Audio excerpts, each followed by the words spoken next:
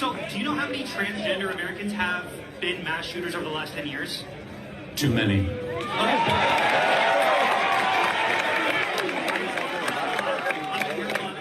5.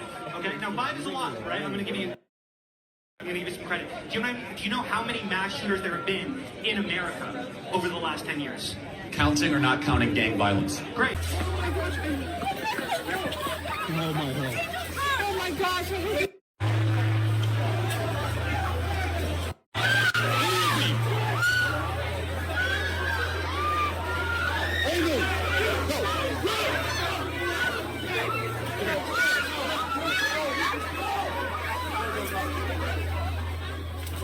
Oh my gosh. Just heard a shot. Charlie Kirk got hit. It looked like it was on the right neck and fell towards the left. Security took him immediately, and we all crouched down for a good 5 seconds. And in my head, I was thinking, wait, what are we doing? We're gonna get out of here. So I basically started yelling, guys, we gotta go. And we just all started leaving. I left all my friends. We just lost all each other. Some people were actually trying to find who was a shooter there, and they were screaming and yelling. And it's really traumatizing. Definitely something that I've never witnessed before. I think a lot of the college students were there, even some teenagers and some kids with families. I think everybody's probably feeling about the same of how I feel right now. I'm neutral, moderate, but you can debate, argue, disagree with whoever, but I think it's totally wrong to shoot an individual.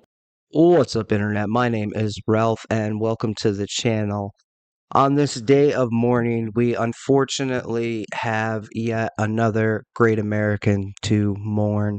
As I'm sure you have seen and heard, Charlie Kirk, one of the most prominent conservative activist organizers in the country, was killed yesterday by an unknown assailant, as of yet to be caught.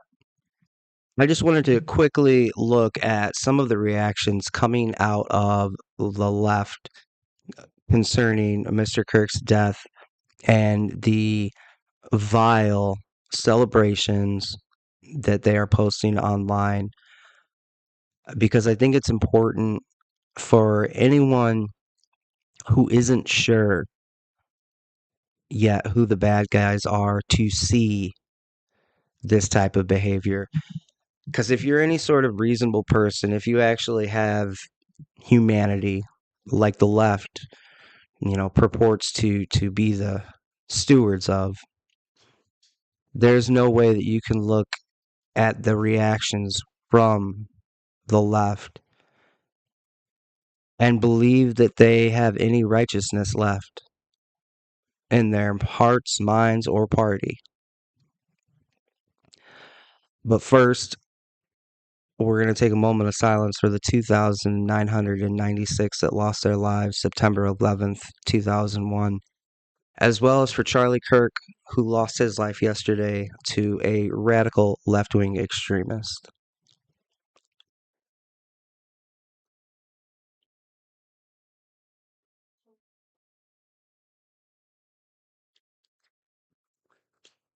So let's get right into it. I have to tell you something. What? Are you recording me? What? Was it good or bad? Charlie Kirk got shot in the neck. You promise?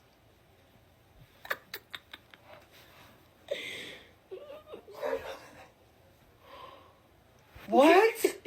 What?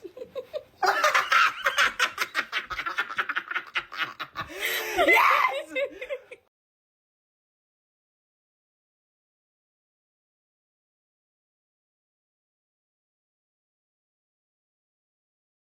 I want to hang out with my girlfriend on Sunday, but I work at a 1 to 4. Is there any possible any... Ah! Charlie Kirk is dead! Really?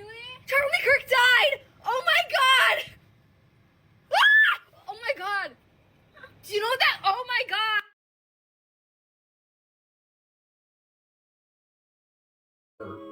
31 years old with 2 little kids at home. Charlie Kirk died?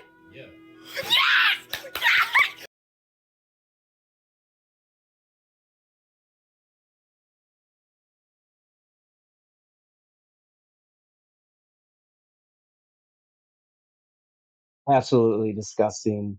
And these are all over the internet. People celebrating, you know, this violent assassination of a man simply for speaking.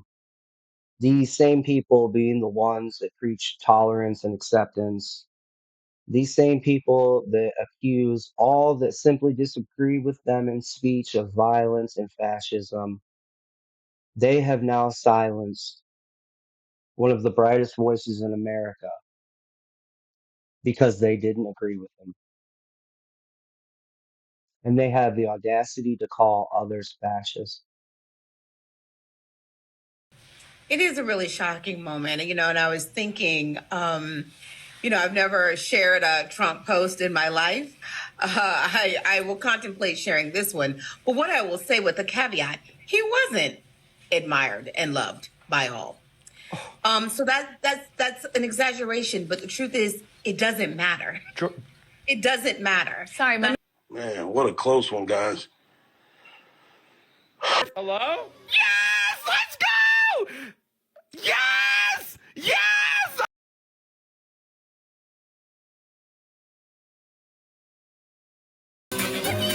Sunshine, lollipops, and rainbows every. So there you have just a small sampling of the absolutely horrendous celebrations being posted online by these left-wing radical extremist terrorists.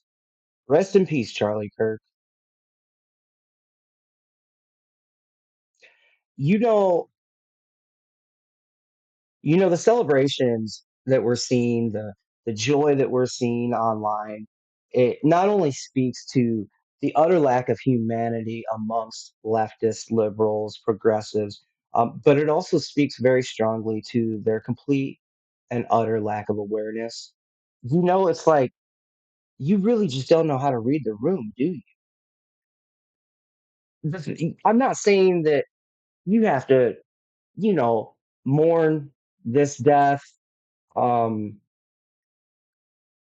I'm not saying that you have to give flowers, but to actively go online and post celebrations, to post just horrendous, vile things, to say terrible things, to degrade the man the day after he dies, a man who left behind a wife and two very small children.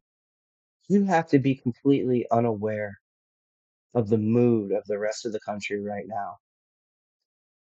You have to be completely ignorant to post online something that will last forever. I fully believe that this will be in the namesake of his organization. This will be a turning point in America. And these fools that have celebrated this death so openly, they will come to regret it. And I don't mean in any sort of violent manner, but just imagine trying to apply for a job. A potential employer discovers that you vociferously celebrated the murder of a man for speaking all across the internet. I don't think that they're going to take you over somebody that at least kept their mouth shut. The sort of malignancy that exists in the minds of these people celebrating this death, the death of a man who did nothing but speak. He wasn't even a politician. He wasn't passing bills that would govern your lives. His entire thing was debate, open debate with anyone about anything. He was willing to speak to you. And the fascist Democrat Party, because that's what they are. When you kill people for disagreeing with you, not for attacking you, not for oppressing you, but simply for holding beliefs and speaking those beliefs aloud in opposition to you, if you kill that person for that, you are the fascist. If you celebrate that person's death for that, you are the fascist.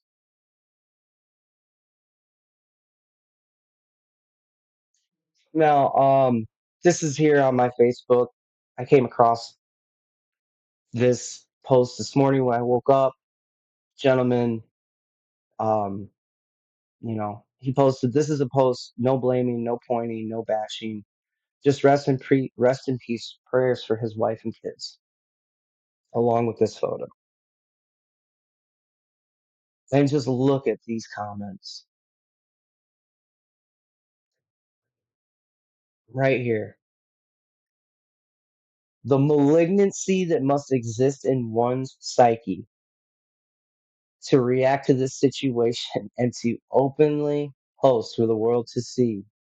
I mean, all due respect that they didn't hide this behind an anonymous post, but how malignant, how degenerate of the soul must one be to, in response to a post that simply says, this is a post, no blaming, no pointing, no bashing, just rest in peace, prayers for his wife and kids. You have these violent animals posting, like Charlie Kirk. Judging by the shamefully opportunistic and politicizing rhetoric of some right wingers on this hell site and their cynical use of Charlie Kirk's horrific murder for political point scoring, it's almost as if Democrat Congresswoman Melissa Hortman wasn't murdered by a MAGA maniac just 12 weeks ago. Charlie Kirk says gun deaths unfortunately worth it to keep Second Amendment. I think it's worth to have a cost of, unfortunately, some gun deaths every single year so that we can have the Second Amendment to protect our other God given rights. And then he argues with the original poster a bit. And then this is my response to all these goofy leftists out here are talking about, oh, let's see the right call for gun control now. It's this simple. I told old Rob Cox here. We aren't blaming the gun, we're blaming the consistent demonization of and violent rhetoric towards anyone that disagrees with the left. As angry and sad as people are, I haven't heard one single defender of the Second Amendment call for restrictions on guns. We are maintaining integrity rather than spiraling into hypocrisy. You and yours are celebrating the murder of a man simply for speaking and have the audacity to call those you kill for their speech the fascists. Hypocrisy 101. And it truly is. And that right there is at the heart of my great respect for Mr. Kirk. I did not necessarily agree with everything that he said, but he maintained integrity in everything that he said, insofar as I could ever see. And that in and of itself is a respectable character. Now, I can disagree with him, that's fine. I can disagree anyone that I disagree with, as long as they are intellectually and morally consistent, as long as they maintain integrity in their positions and their stances and their beliefs, I respect that at very least. Even if I don't respect the positions, I respect their integrity in their positions. And that is something that Charlie Kirk had in spades, and that is a large part of the reason he had the respect of so many Americans. Even those on the opposite side of media from him, many are mourning this death. Are many are speaking out in left wing media against this sort of celebration, and all due respect to them for that. Further down, we've got this Clayton Menendez cat. It's cool when they do it. It's a problem when I do it. I respond, you didn't do it though. You cowardly goad others into doing the dirty work while you sit safely behind a screen. And that is just another absolute criticism of the left, is that they will constantly spew this violent rhetoric and they will constantly call for violent action against their political opponents while hiding safely behind screens at home. And then they'll cheer on those that do commit the violence, inspiring others to commit the violence for that adulation of the base while they sit and hide behind their screens. These are cowards. These are cowards too afraid to face the consequences of the actions that they support. So they hide behind their screens and they gas up the most unstable, the least capable of proper decision making into committing these horrible acts. And then they cheer and they celebrate.